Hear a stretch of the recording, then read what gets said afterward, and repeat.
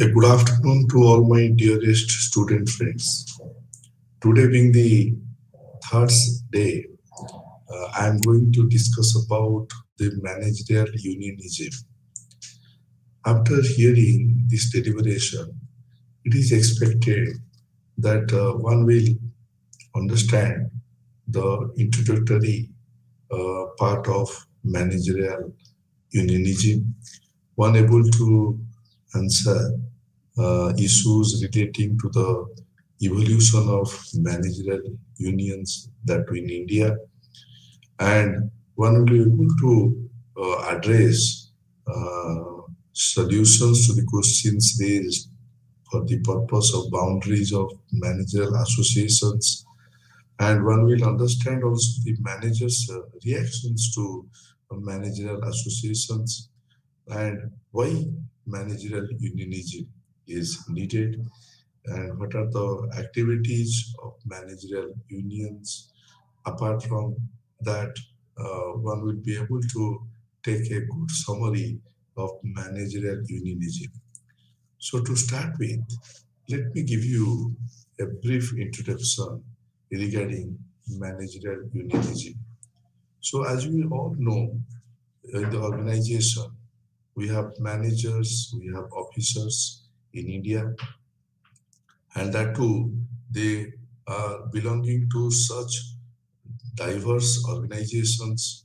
And when I say diverse organizations, starting from your manufacturing enterprises, through your commercial banks, through your insurance companies, we have also research and development laboratories, we have electricity boards.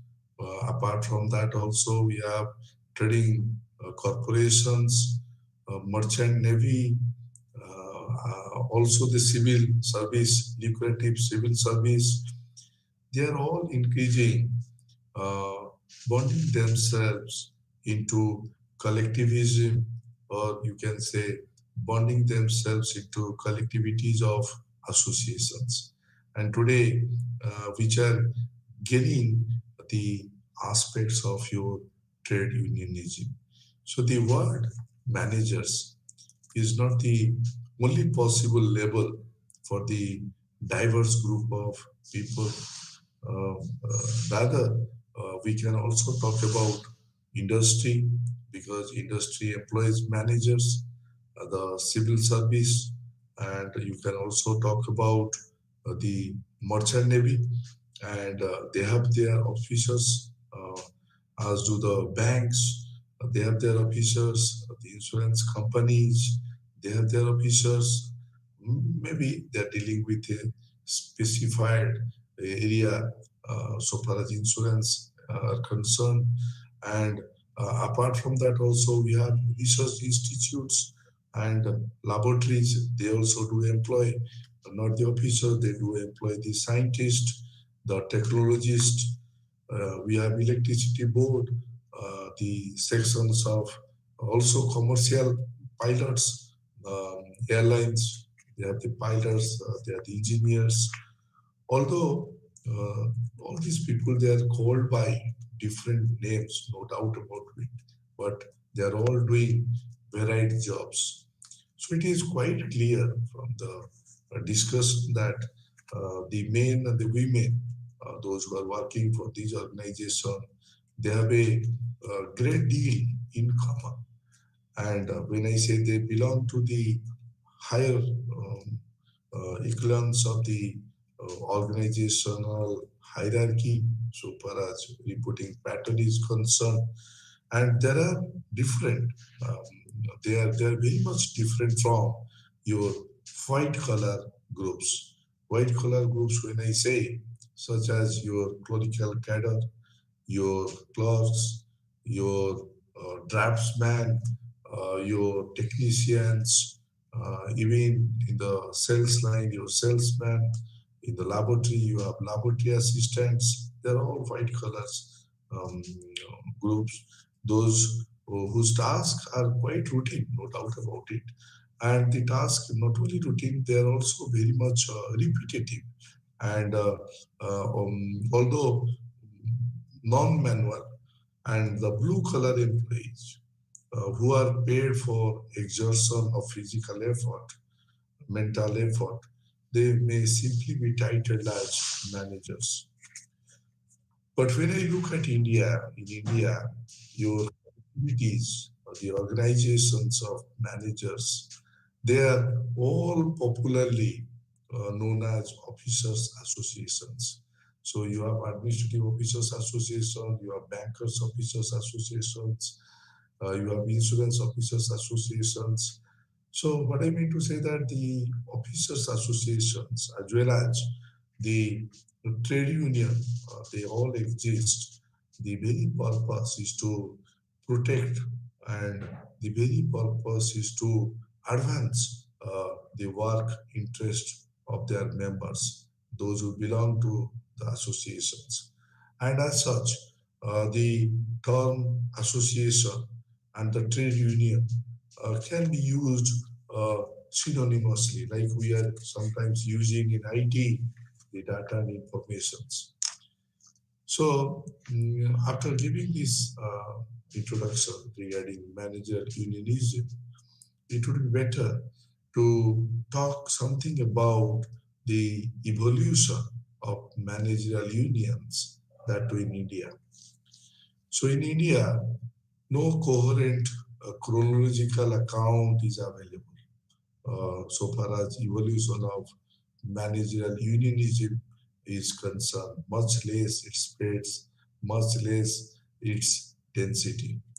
Because we have organizations and we have organizations of managers. They appear to have been in existence for decades, with Association of Merchant Navy Officers, your Association of Airline Pilots, Association of Flight Engineers, dating back to the, I would say, period around independence. And when I look at the civil servants, obviously they have similarly been organized for a long time.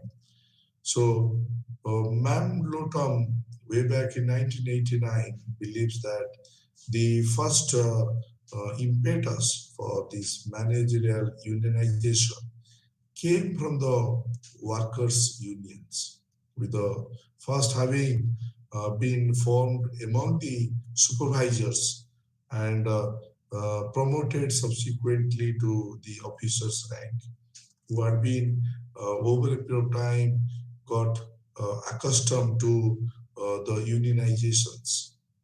But with the phenomenal expansion that what we have noticed in the banking sector, that too in insurance sector, and a massive investment in the public sector enterprises in the country, starting from during the 60s, what is being noticed that there was a spot in the number of managerial unions. That is why perhaps I would say there is almost no public sector enterprise today whose managers are not organized. So when we are talking of this, the managerial union movement, um, that is in reported to have grown over a period of time, reported to have been spread during the 70s, especially I would say in the coal, especially in the steel sector, especially in the petroleum sector, especially in your engineering sector, your chemicals, your textile, your economic, electronics, backed by the demand and supply, your banking, your insurance industries. So what I mean to say that the managerial unions, when we are talking of like your trade union in general, suffered a minor setback towards the mid 70s. And do you know why did it happen? On account of national emergency, that is 1975 to 1977. But however, immediately after lifting of the national emergency, managerial unionism gained its momentum.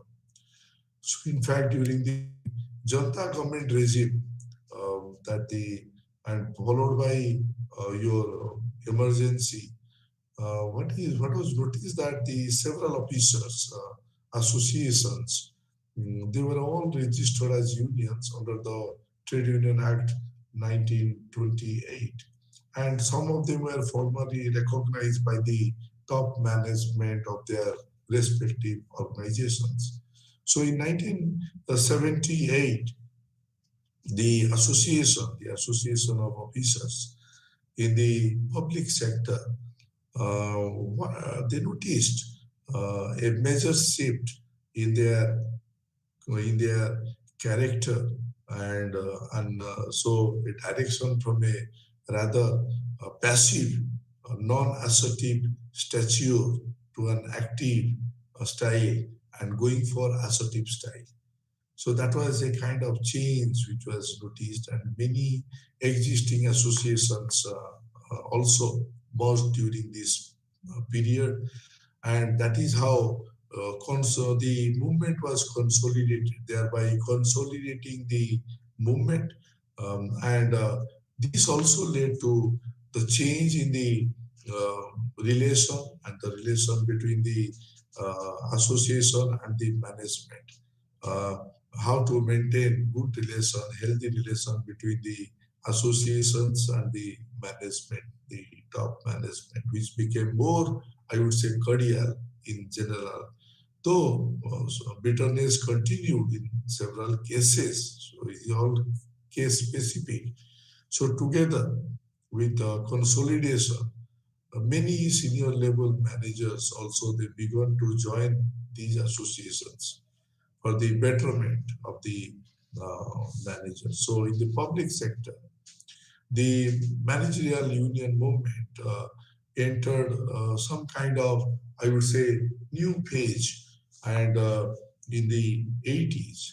So in the year 1983, to be more specific, the National Federation of Officers Association was formed, and mainly the purpose was to protect the interest of the officers in the central public sector undertaking CPSU. And if we look back in the year 1983, witnessed um, another significant development uh, in the managerial association movement. And in that particular year, 1983, also the government of India asked all the central public sector units or undertakings that they were following the central dearness allowance pattern. So you have to switch over to the industrial dearness allowance pattern.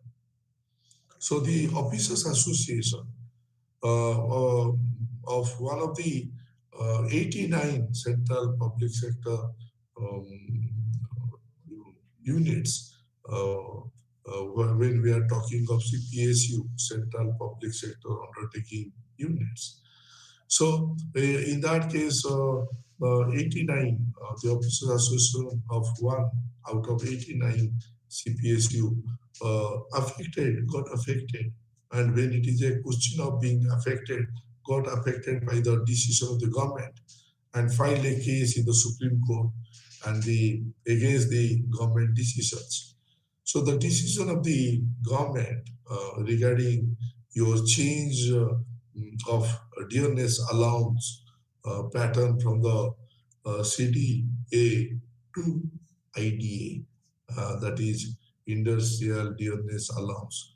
And filing of a suit was made against the other party. The Supreme Court acted as a spur for the formation of the Officers Association, not only in all affected central public sector undertaking units, but also in many other organizations, the same was also noticed.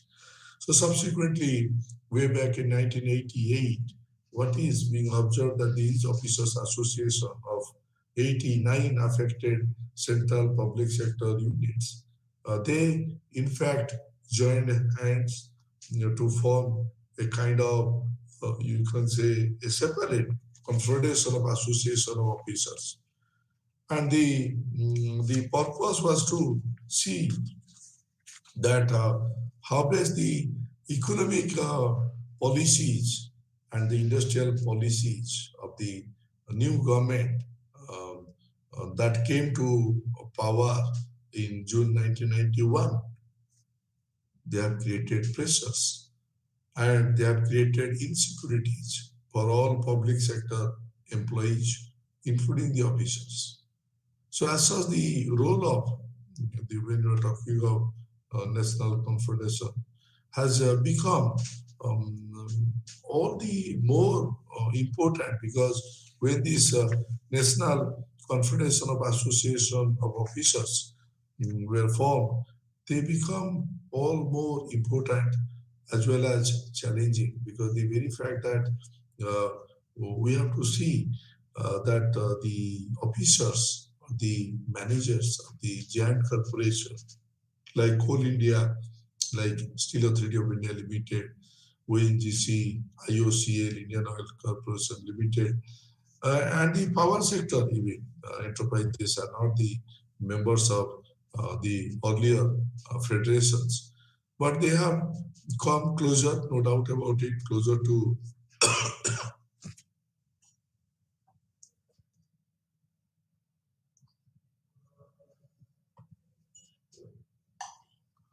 the NCOA, but they have come closer to their respective industrial federation of officers, industrial federation of managers, or the industrial federation of executives after the introduction of new economic policy way back in 1991. So a major development that occurred in June 1992, in fact, that was the formation of a new organization called the Professional Workers Trade Union Center.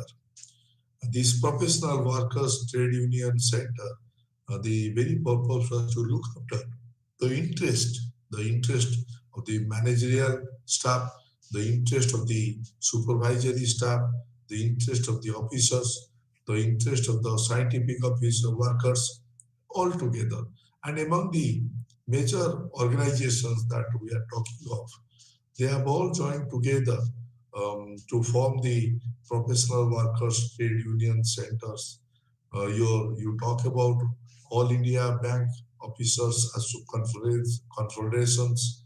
You talk about your national confederation, your national confederation of association of officers, your NCOA, or you talk about any other organizations like your All India Life Insurance Officers, your associations like India Officers Association, your National Confederation of General Insurance Corporation Officers, your association and council of your scientific and industrial research, scientific workers, associations. So these are the five organizations together.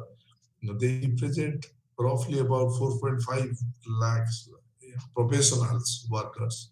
And the most important objective of these, you can say, these professional workers trade union centers uh, is to is security of service for the managerial staff, for the supervisory staff. So when we look at the development, we find that the development occurring in the managerial unions in the public sector industries and their impact on the private sector. So, as a result, the private sector managers, both in MNCs and even if it is a family controlled enterprises, have formed their own associations. So, the industries in which you know, managerial unions formed in the MNCs, they include your pharmaceutical industries or your heavy engineering services, chemical sector, or consumer products like your Glasgow or your Gaskin, William, or your General Electric, because among them, the indigenously owned companies which are officers associations are your Grassy, your already I have told you regarding the Tata Electric and Mafathalal Group, your Kamanis, etc. So if I estimate the number of managerial associations and their membership, even I would say in the mid 80s, if I go back, they were all about 200 and 3 lakhs respectively. So from this, you can well know that what is the phenomenal growth so far as the members are concerned, so far in terms of size. And the more intensify the impact organized, the more intensely organized and public sector uh, white collar undertakings like government departments or banks or the insurance. The State Bank Officers Association was estimated to be about 50,000 strong. So after this, it is high time to talk about the boundaries of managerial association because many a times what is being seen the problematic. It is problematic, I would say, because to determine the limits of the you can say uh, um, association constituencies of managerial association in India, so that no association should encroach upon the liberty or the limit of other associations. So there's a person known as Ram Swami, way back in 1985, describes the boundaries of managerial association and that too with a caveat that means be aware of um, that his descriptions presents only a general picture and the general picture of the boundaries of a typical managerial association, and as such, we have seen vast differences to exist in the do exist, no doubt about it, in the managerial association boundaries, and that too in different organizations or even in different enterprises within the same industry.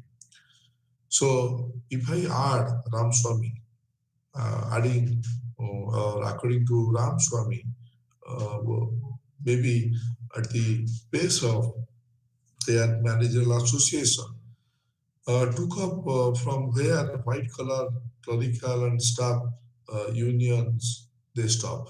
So that is the starting point for the officers associations.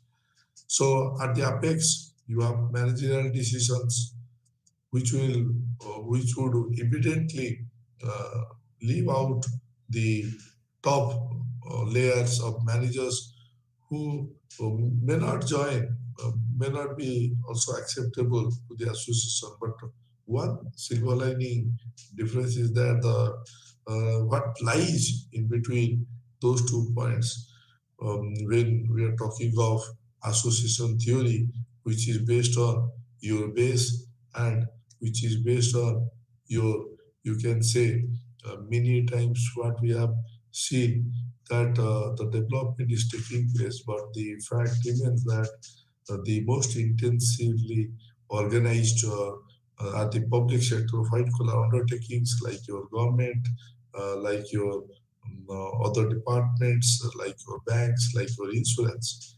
So, keeping that in view, when we are making discussion regarding the boundaries of managerial associations, so according to Ram Swami, at the base, the managerial association they take up from where white collar, as I told you, clerical and the staff um, unions, they enter in the process. At the apex, you have managerial associations, and which would evidently leave out the top layers. And when I say top layer of managers who may not join, who may be acceptable to the association, who knows that? So why then this? So then what lies in between your 2 points is that is your association theory. Apex, in the apex, the where the top layers of the managerial personnel are left, base, white, clerical, your staff unions, they will come in that particular bracket.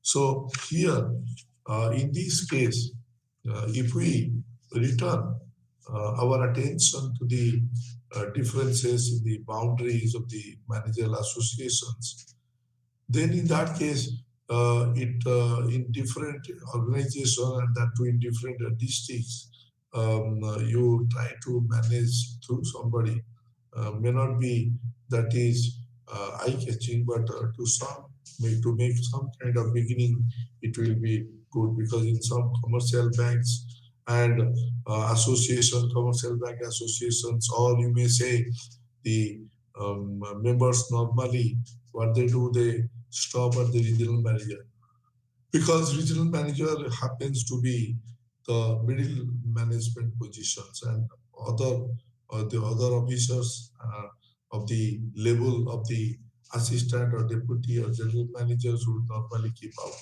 They will not be included for the very purpose. So, in the life insurance corporations, the membership extends a little further with general managers also joining the association and the steel and the steel plants that is normally functional in our country and the coal mines probably representing the climate. So, having said all these things, it is with the association membership and with the association of membership, how do you reach at maybe at the particular level of general managers? So you fit into the exact level. So after that, it is high time to talk about something regarding management's reaction, something regarding managerial associates. So to start with the management's factors, maybe the management reactions, how do they respond? How do they respond? How do they respond to the need? How do they respond to officers, management? How do they respond to the managers? Association in public sector have been varied over a period of time. So you have different types of managers. You have different types of executives. So the initial response in almost all cases was one of the antagonism. Antagonism means you're going against. So apart from that, also the hostility, and this hostility is resulting um, maybe either dismissal or there will be transfer of activities, and which will continue the mid 70s. So, however, having said that, in the late 70s, one thing that is to be seen that in the past emergency period, however, there is a change, which is normally in the attitude. It is seen, it is demonstrated in the attitude of the management, and that is very much evident because these are all towards attitude of the management towards the managerial associations, and in most cases, what we are observing, these associations, one thing we find, these are all accepted as something to be tolerated. So in that case, you are making some kind of compromise.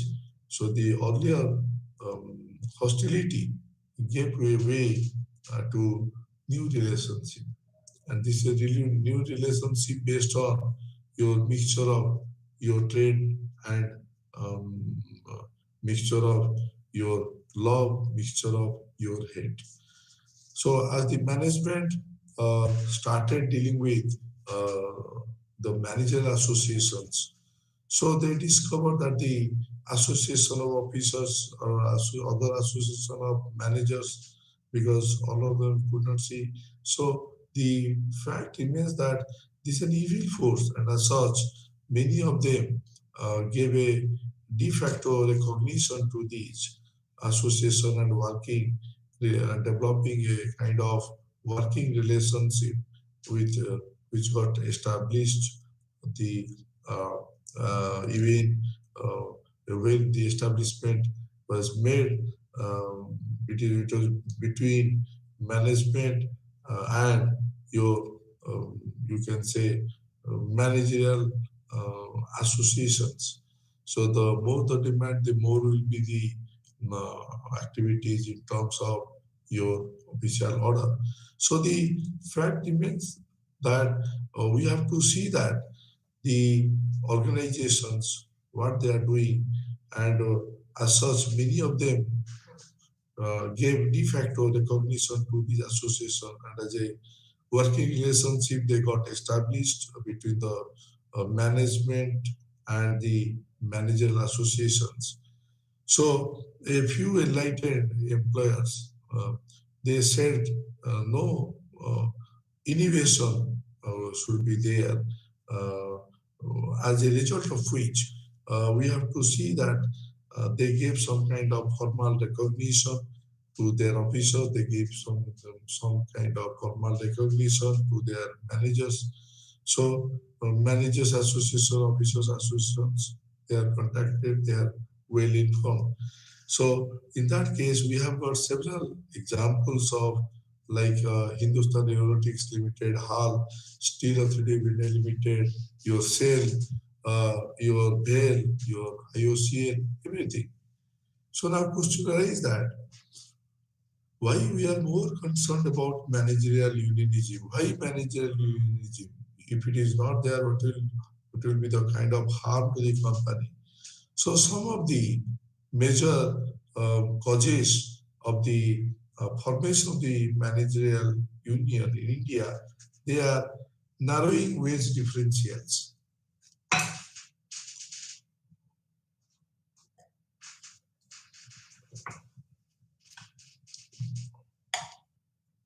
And when it is a question of narrowing wage differential, there is a widespread, I would say, feeling among the managers when that compared to unionized cadre of workmen, they are getting a raw deal from their employers and the deal in terms of remuneration.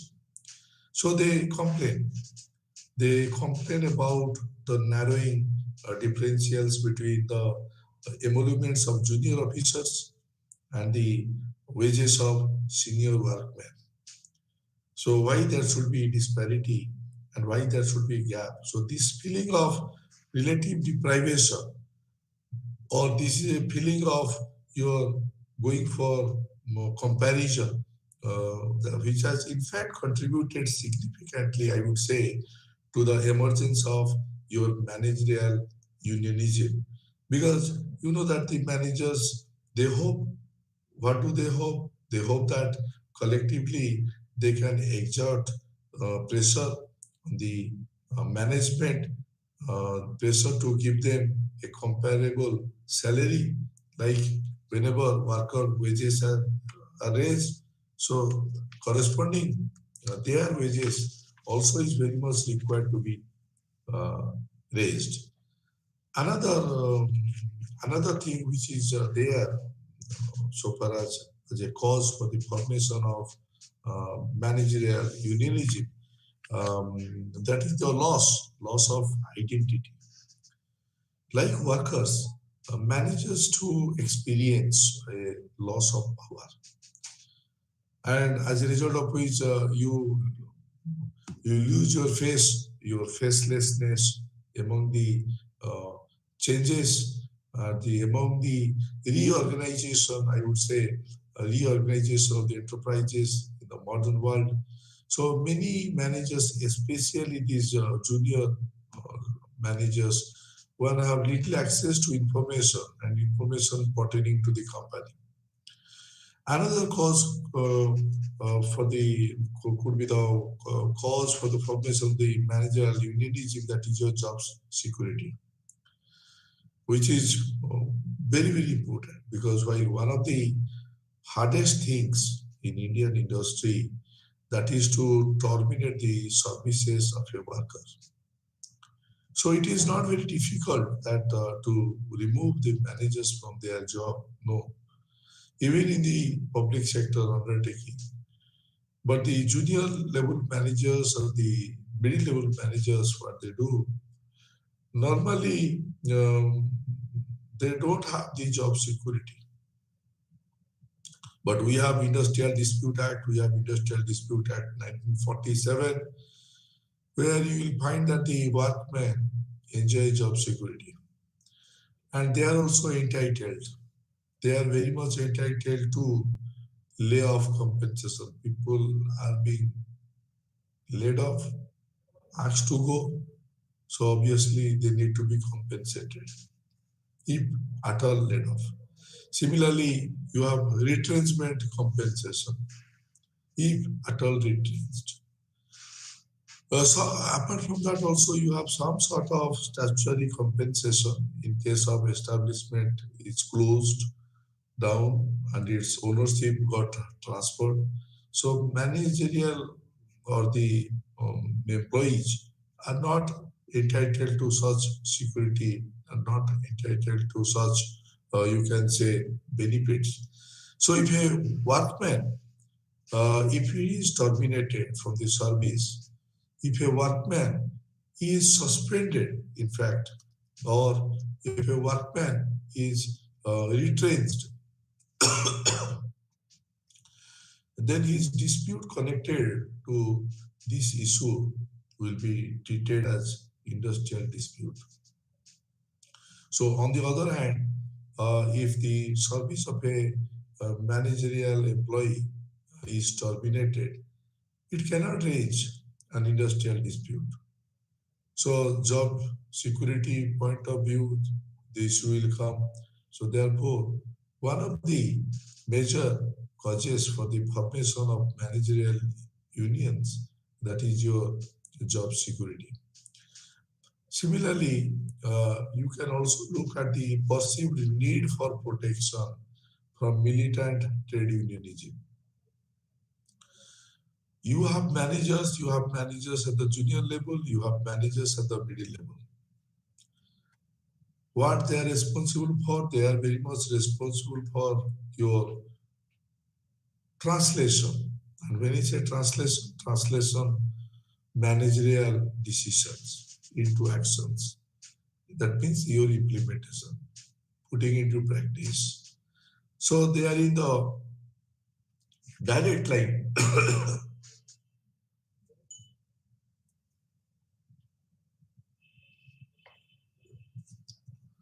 They are in the direct line of union fire. So if you have unionized workmen, if you have unionized staff, they could make it difficult for the managers to take work from them due to their union support, because it is their responsibility to give protection, the protection they enjoy from the labor legislation.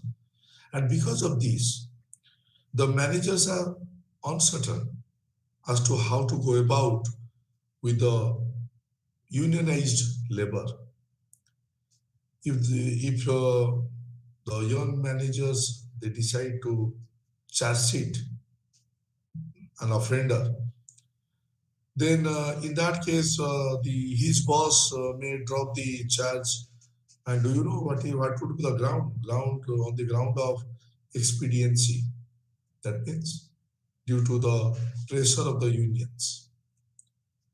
So you have laxity on his part, and the laxity on his part might, on the other hand, evoke some kind of comment. He is not sufficiently far, but as such, the middle rank managers, when we come across, they seem convenience that they cannot count on support from above with regard to the unions. Because in most of the cases, when they have acted in good faith towards the organization, if there was a failure because of the tremendous pressure coming from the union side. And apart from that, also another cause could be your bureaucratic culture. The bureaucratic culture, when we are talking of, that normally characterizes the working environment of all public enterprises. That is also another factor contributing to the emergence of managerial unionism. So, what is happening in these organizations? In these organizations, you have junior level managers. In these organizations, you have middle level managers. So, what they do, they feel they are lost as the decisions are taken unilaterally by their higher authorities, or the decisions are taken unilaterally by their concerned ministries. So, what I mean to say that it is to make their presence felt and to have some say in the decision-making process in matters which are affecting them, matters affecting them that managers and officers are organizing and forming their association. That is the result. In addition to that, also your absence of participative forum, because government and the management, they are very much concerned uh, with the workers, and when they are concerned with the workers participation, and workers participation, that should come in the management. And in all these cases, hardly that will give a thought to the manager's need to participate in management. And as such, when we look at the junior managers, when we look at the middle managers, they feel that very much they are faceless. They are very much a kind of voiceless entity, and that is not the uh, unionized workers, but themselves. So these managers, what they do, they draw the lesson, and they need some kind of organized association, and that organization, they need some kind of organization, or they need some kind of association only to focus the attention on their problems. And that is why they use the collective negotiation, or they use the collective bargaining for the entire process to take place between their association and the top management as a participative forum for being associated with the management as closely as far as possible. So similarly, also the promotion policies, that is also another cause for your uh, managerial unionism, because promotion policies of the organization have had their effect on association formation, because the nationalized bank, if you look at, they have to fill by promotion 3 to 4 months of the position at the lowest point in the officer category. And the most of the organizations, they promote employees from the rank to the managerial cadre, maybe as a matter of personnel policy, as a matter of personnel promotional policies, even though there is no explicit compulsion. So another common practice normally seen is to attach the problem of stagnation through a change of designation, while letting the job, keeping the job itself unchanged, keeping the job itself intact. So these promotee officers, they have often been in the forefront of association formation because these employees find it difficult to reconcile to the loss of power they have experienced as union activities or members or whatever it may be. Another crucial cause could also be to be the third force between the working class and the management class. So, being denied the protection that normally we are talking of, protection of labor laws, protection of privileges of a real managers. That is why the junior and the middle managers, they have gone for the only one option to them that is left to them, that is formation of the officers association. So they would not like to be considered as part of your, you can say, uh, parcel of either the working class or it may so happen the management, but as the third force between these two groups. Now, after making discussion what could be the causes of your managerial unionism, so let us discuss about the activities uh, of managerial unions. So when we look at the activities, we find one thing that being denied uh, in most of the cases, the activities of the managerial associations, they reflect the character of the managerial unionism. They reflect the personality of the managerial unionisms. So the day-to-day activities of the managerial activities may be categorized. One is protection or preservation or some kind of improvement. The second category would be so far as occupation, so far as interest, so far as welfare activities are concerned. And the third aspect would be your organizational interest and the channel of communications. So also in this case, it would be appropriate to mention protection, preservation, or your improvement of occupational interest. So the main thrust of the managerial association is on protection. The main thrust of managerial association is on preservation, the preservation of your movement of the occupational interest of their members, and this will include human other things, some kind of opportunities, and for the purpose of promotion and for the purpose of pay revision, for the purpose of grievance redressal, grievance handling, or for the purpose of improving working conditions and your introduction of the enhancement, various fringe benefits can also be taken into consideration. So while pursuing the occupational interest, some association they resort to agitational methods,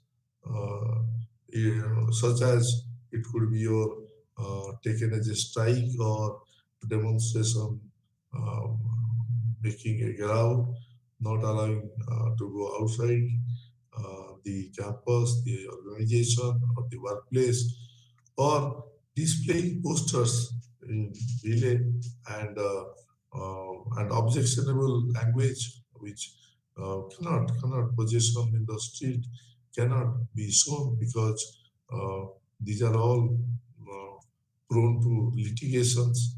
Similarly, the another cause could be your welfare activities, because in case of welfare activities, one thing that is to be seen that the welfare activities of the managerial association in general, that will include your establishment of cooperative societies, that will include your management of cooperative societies, your management of officers club, management of officers canteen, your organization of cultural activities, organization of your recreational activities, organization of your cultural activities, everything, because the fact remains that starting from the cultural, recreational, sports activities, all things can be included in the welfare activities. Apart from the management of your educational trust, your collection of certain amount is a part of your managerial association subscription, and the looking at financing the same for a group insurance scheme, so that the life of individual managers, employees, workers are secure. Or you can take some scheme of life insurance corporations, which can also further um, drag to the situations. So another cause of the when we are discussing uh, the cause of formation of the managerial unionisms. Now, since we are discussing the activities of managerial union, so in that case, your organizational interest can also be taken as one, because the when you are talking of the activities of a managerial union, so obviously organizational interest cannot be ruled out. This is one of the important activities of your managerial association, that is to supplement the efforts of the management, which are aimed at the professional, which are aimed at your development of managers. And all these things are possible by way of organizing seminar.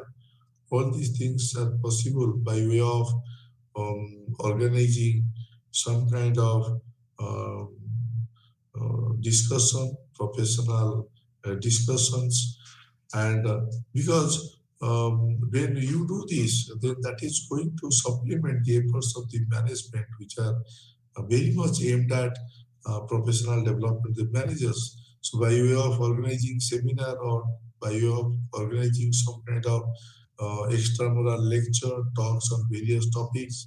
So another important activity is to help the management in improving the productivity of the organization, because finally what we look at how the productivity of the organization can be enhanced. So in addition to that also, we have channel of communication.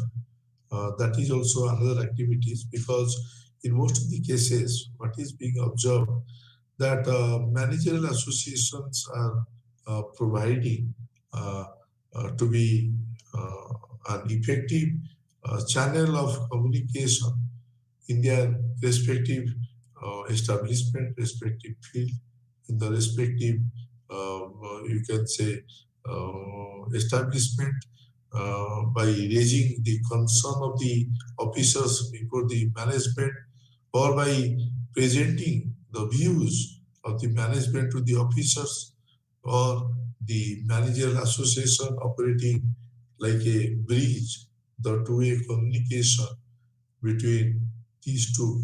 So when we make discussion like this, one able to, after hearing this, one will be able to outline the evolution of managerial uh, unions in India.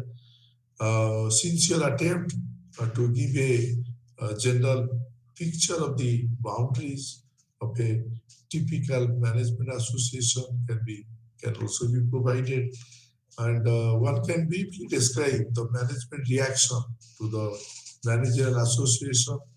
One will be able to deliver on that, and one can also examine the causes of the formation of the, you can say, managerial unions, and the person who is the student who is hearing this deliberation can also give a brief account of the activities involved in the managerial association in general, not in any association in particular.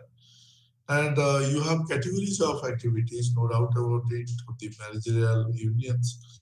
And there is also improvement of occupational, you can say, going for occupational therapy, and there should be some kind of improvement over the mm, existing practices.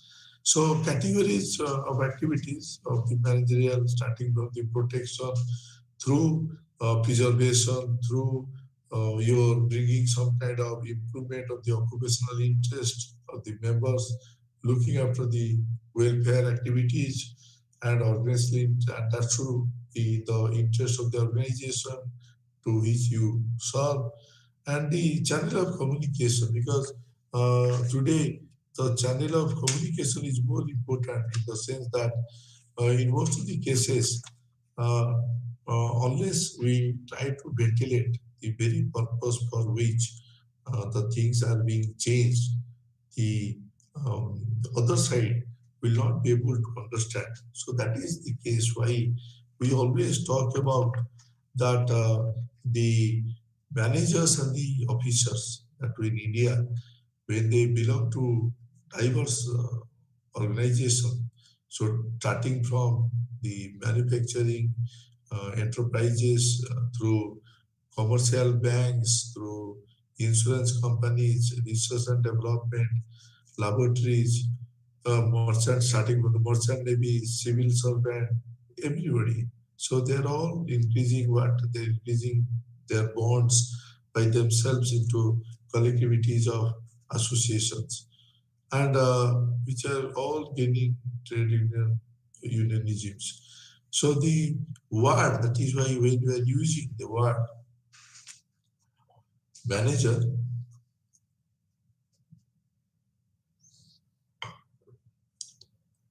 when we are using this very word as managers,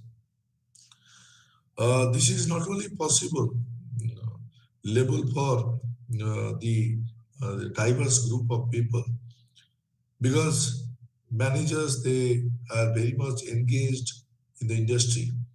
Industry employs managers. Industry employs civil service.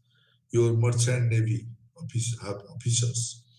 Uh, as do the banks, they have their officers. Insurance companies, they have their officers. Research institutes, they have their laboratories which are employing scientists, which are employing your technologists. Similarly, you have electricity boards, you have section of commercial airlines, they have the pilots, engineers. They are all called in different names. You cannot have a single name which will be applicable for different types of setup, organization, or the industries. So that is why you cannot merge these managers and officers with the workers, because it is quite clear that these men and the women, they have a great deal in common, no doubt about it. They belong to higher segment of organizational hierarchy. They are different from the white collar groups, because when I say white collar groups, obviously they are your clerks, they are your draftsmen, they are your technicians, they are your laboratory assistants, whose tasks are quite routine, whose tasks are very much repetitive. And although they do non-manual work, but the same thing doesn't happen in case of blue collar employees, because blue collar employees, they are all paid uh, remuneration for the exertion of the physical effort they put. They may be simply be titled as managers, because in most of the cases what we have observed, that after in India, they look for collectivities of managers, they look for organization of managers, which are popularly known as officers association, and the officers association as well as your trade unions, they exist. Why do they exist? They exist to uh, they exist to advance the work interest of their members. So, as such, the term association and the term trade union can be used synonymously. So, after hearing this session, one would be able to uh, have one would be able to explain the evolution of managerial unions in India. One will be able to explain the boundaries of managerial association. One will be able to uh, deliberate on the management's reaction to managerial associations apart from the activities of managerial unions. And the question will arise, if one will be able to explain all these things, then you will have a thorough knowledge so far as managerial unionism is concerned. With this, student friends, I come to an end of this session. Again, we'll meet tomorrow at 1:30 p.m. Thank you very much. Have a nice time. Good day.